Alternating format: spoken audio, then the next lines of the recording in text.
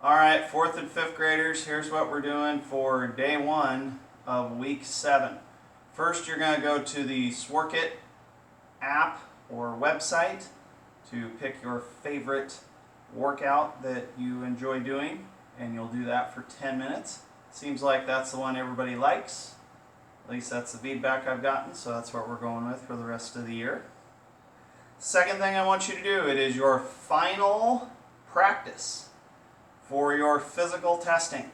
So find your goals that you made for your push-ups and your planks and test and see how close you are. Hopefully by next week you will be able to reach those goals. If you already have reached your goals or you do this time, go ahead and come up with a new one for next week. So it's your last practice, especially for the 5th graders. These are your last 2 weeks ever having to do these for me, so I ask that you do your best. The last thing I want you to do, we're going to shoot a basketball. Now some of you are probably saying, Mr. Noggle, I don't have access to a basketball hoop. No problem. I have something to show you that may help you practice the skill even if you don't have a hoop. Alright, 4th and 5th graders, here we are down on the floor of all places. Just a quick reminder of how to shoot a basketball. Remember your throwing hand, which for me is my left hand. A lot of you are right-handers though.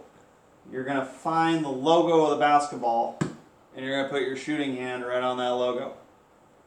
The other hand is what's called a support hand. So my right hand, for a lot of you, your left hand will be a support hand. You're going to find where all those seams meet, right here on the side of the basketball, and that's where it goes. So now you have it in the shooting pocket when you bend your elbow. Normally when you're standing up, the knees and the elbows will bend at the same time and then they will extend at the same time.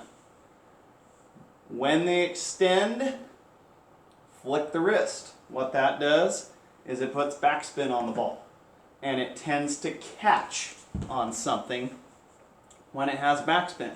My arm is the rim. We want it to catch on the rim. We don't want it to have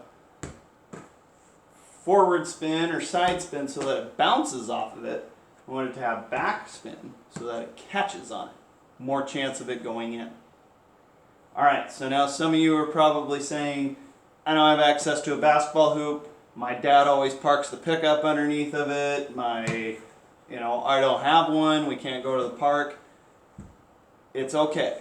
If you have access to something you can practice shooting with, all you need is a space far enough away from other objects that you're not going to hit them, and your ceiling is high enough that you can practice shooting without hitting the ceiling.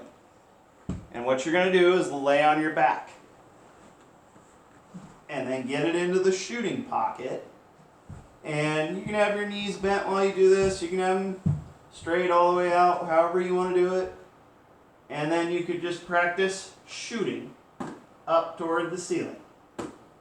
And you want to check to make sure that the ball has backspin on it every time you shoot it. If you shoot it and it doesn't have any spin on it at all, that probably means you're not flicking your wrist. So make sure you do that so that the ball spins backwards as it falls back down to you. Obviously, it's better if you have a basketball hoop that you can shoot at and see how accurate you are. But if you don't, it's okay to practice this skill inside, especially if it's raining too hard. It's really simple to do. So, after you've practiced shooting a basketball for 10 minutes, you're done with day 1 of week 7.